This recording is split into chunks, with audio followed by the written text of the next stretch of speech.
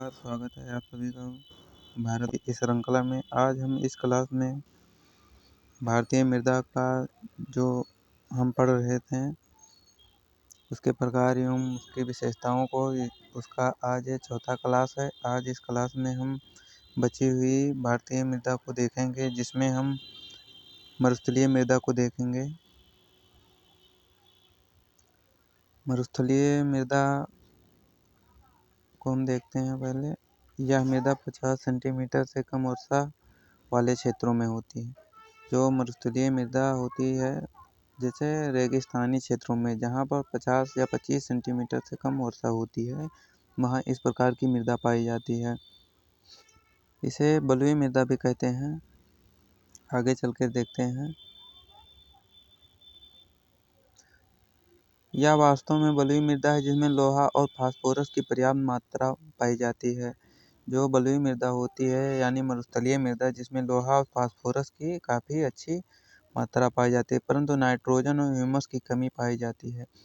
जैसा कि भारत के हर मृदा में जो नाइट्रोजन और ह्यूमस की कमी होती है वो मुख्यतः पाई जाती है।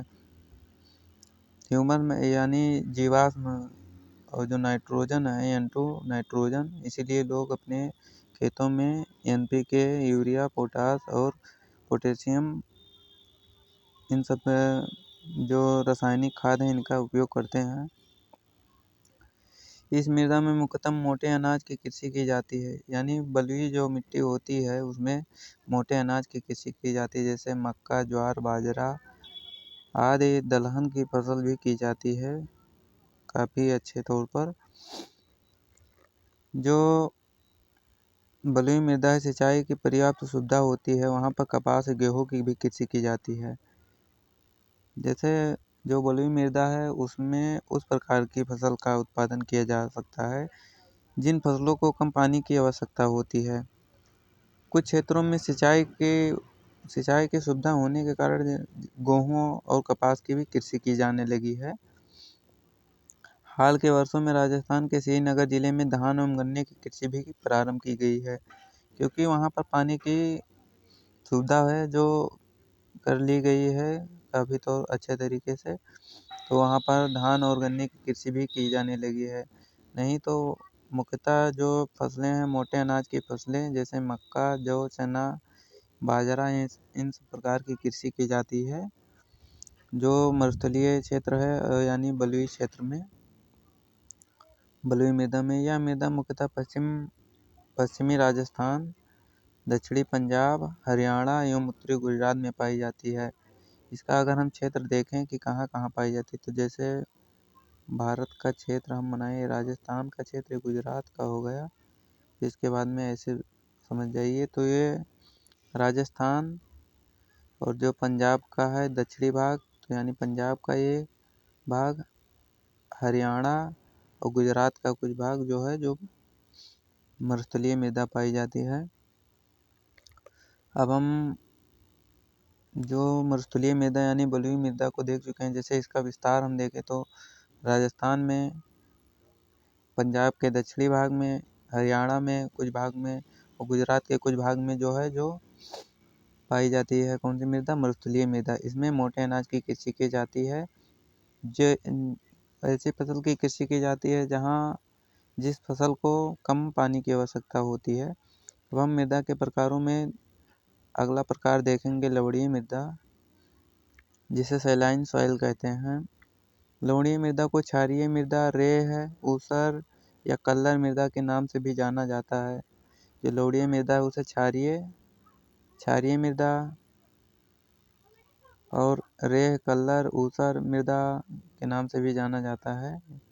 क्षारीय मृदा वैसे क्षेत्र में पाई जाती है जहाँ जल के निकास की सुविधा नहीं होती है, यानी क्षारीय मृदा वहाँ पाई जाएगी जहाँ जल हमेशा लगभग भरा रहता है हमेशा, तो उस क्षेत्र में जो है वो क्षारीय मृदा पाई जाएगी। जो लवणीय मृदा है यानी क्षारीय मृदा, इस मृदा में सोडियम, कैल्शियम, पोटेशियम की अधिक मात्रा होती है, इसलिए क्षारीय हो जाती है। कैसे, इसमें अगर सोडियम, कैल्शियम, पोटेशियम की मात्रा अधिक हो जाती है तो ये क्षारीय हो जाती है। अब जैसे कोई तटीय प्रदेश है जैसे गुजरात को ही ले लीजिए तो ये क्षारीय क्षेत्र पाया जाता है। इसमें NaCl जो नमक बताए हैं, कैल्शियम बताए हैं। गुजरात में सर्वाधिक नमक का उत्पादन किया जाता है, तो ये लवणीय मृदा में किया जाता है। भारत में क्षारीय मृदा जैसे गुजरात, पंजाब, हरियाणा, पश्चिमी राजस्थान और केरल के तटवर्ती क्षेत्रों में पाई जाती है। क्षारीय मृदा में नारियल और तेल ताड़ की अच्छी कृषि की जाती है। जो क्षारीय मृदा है, जैसे दलदली क्षेत्र है, उसमें नारियल और ताड़ के वृक्ष लगाए जाते हैं, पेड़, जिससे ताड़ के तेल की प्राप्ति होती है। यह एक अनुपजाऊ भूमि है। दलदली क्षेत्र में वैसे कृषि भी नहीं होती है, लेकिन कुछ कृषि जैसे नारियल बागवानी कृषि होती है। इस मृदा में हरी घास जिप्सम करके इसकी क्षारीयता को कम किया जाता है। अगर इस मृदा में जिप्सम सोडियम बाइकार्बोनेट का उपयोग करके अगर इस मृदा में मिलावट की जाए जिप्सम का, तो इस मृदा में जो क्षारीयता है वो कम किया जा सकता है। अब अगली मृदा को हम देखेंगे, जैव मृदा, जिसे बायोटिक सॉइल या पीट सॉइल कहते हैं। जैव मृदा दलदली क्षेत्रों में काफ़ी अधिक मात्रा में जैव पदार्थों के जमा हो जाने से इस मृदा का निर्माण होता है। दलदली क्षेत्रों में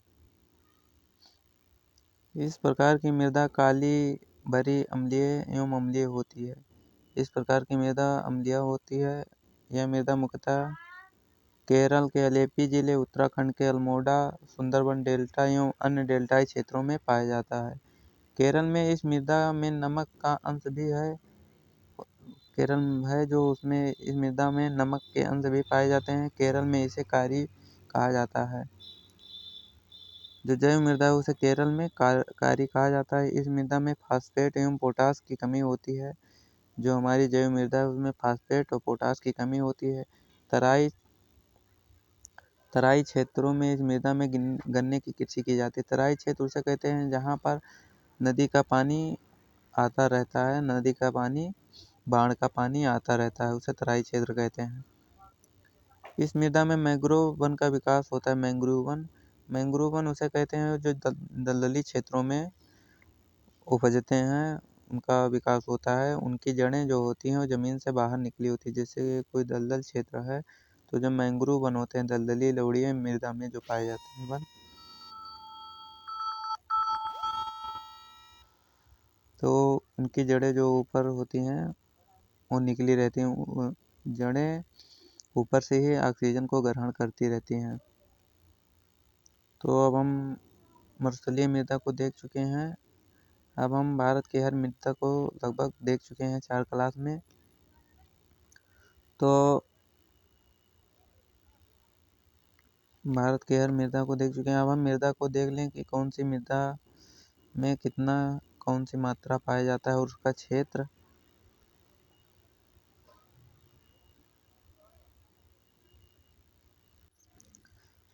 अब हम मृदा के गठन को देख लेते हैं। मृदा जो होती है, जो मिट्टी हमारी, उसमें क्या क्या मिलकर मृदा का निर्माण करता है। तो उसमें हम मृदा के निर्माण में कौन कौन से तत्व एवं कौन कौन से जो हैं खनिज पाए जाते हैं। जैसे बालू, मृदा में जो मिट्टी होती है उसमें बालू की मात्रा भी होती है। मोटी बालू भी रहती है और छोटी बालू भी रहती है, यानी महीन और बड़े बालू कण होते हैं। बारीक बालू के कण होते हैं गाद या सिल्ट, जिसे मृत्तिका क्ले। मुख्यतः जो मृदा का निर्माण होता है वो क्ले, सिल्ट और सैंड, यानी क्ले मतलब मृत्तिका जो होती है, सिल्ट, गाद और सैंड मतलब बालू, ये 3 मुख्य होते हैं जो मृदा के निर्माण में सहायक होते हैं। बालू के व्यास की बात करें तो इसके व्यास को भी देख रहे हैं, 2.0 से 1.0 तक होता है। मोटी बालू का साइज जो होता है 1 पॉइंट से 0.5 पॉइंट तक। फिर महीन बालू के, इसके मोटे बालू 0.5 से लेकर 0.25 तक मिलीमीटर तक होते हैं। और जो महीन बालू के कण होते हैं 0.25 से 0.10 तक होता है। और जो गाद है उसका जो व्यास होता है, आकार होता है, वो 0.050 से लेकर 0.002 तक होता है। और जो वही क्ले होती हैं जो सबसे महीन होती हैं, चिकनी मिट्टी, इसे कले को भी चिकनी मिट्टी भी कहते हैं, लेकिन इसका जो व्यास हम देखें तो इसका व्यास सबसे कम होता है, 0.002 से कम होता है। तो हम भारतीय मृदा को अच्छे तरीके से देख चुके हैं, उसके क्षेत्र को कौन से क्षेत्र में कहाँ पर पाई जाती है। अगर आप लोग नहीं देखे हैं तो प्लेलिस्ट में जाकर भारतीय मृदा को देख सकते हैं, बहुत ही अच्छे तरीके से पढ़े हैं। अभी एक क्लास हम भारतीय मृदा का बहुत ही अच्छे तरीके से रिवीजन के तौर पर लेंगे, 30-35 मिनट का होगा, जो लिखित नोट्स के माध्यम से होगा।